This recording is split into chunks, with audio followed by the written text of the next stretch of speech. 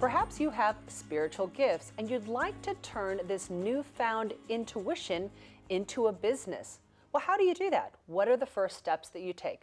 My guest today is an entrepreneurial business coach for the helpers and the healers, and her name is Michelle Barr, and she's here to help us with this very topic. Hi, Michelle. Thanks for being here. Thank you.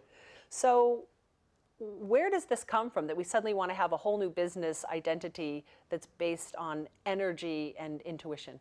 It really emerges from within. There's this life calling. And so I took a lot of traditional paths trying to answer that calling over the years, but it just wasn't coming together where I could show up in the marketplace and be all of me and use my gifts in the way that I was being called.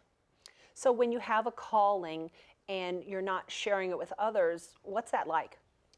It really makes every area of your life feel like it's not working. You're looking for that significance, and you pay a high price for it because you're getting that calling and that nudging and opportunities, and then there's just that fear and that hesitancy. And so I wasn't happy. I worked in a lot of jobs I didn't love. It affected my children, my home, my marriage, every area of my life because I was so miserable. So you're an author and a business coach. What are some of the basics that an individual would need to know to bring this type of business out into the world?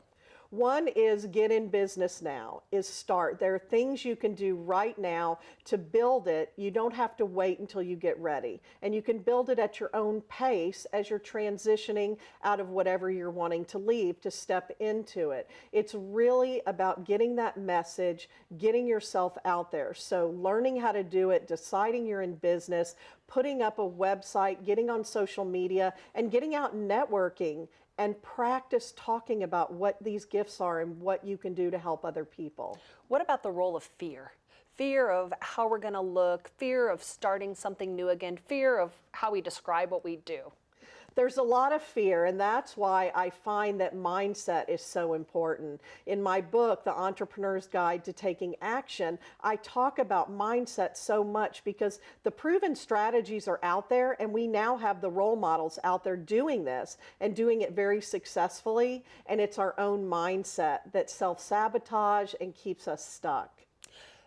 Do you think that the public as a whole is interested in the helpers and the healers in today's world?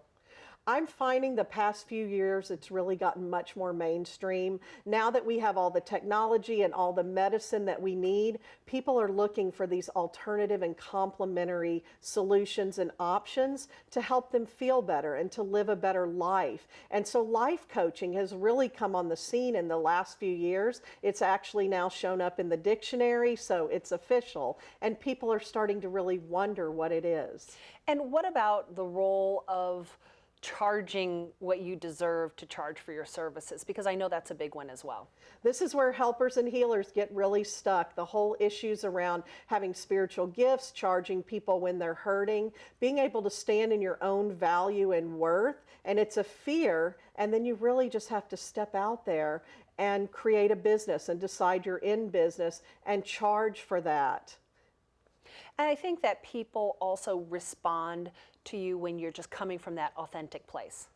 That's where the mindset really comes again too, because I had a lot of ideas in my own head about charging, and then I would put that out there. I wouldn't ask and I wouldn't offer and invite in a way that made people want to step in. And when I cleared that up inside of me, I started getting clients who were happy to pay, valued, and got results.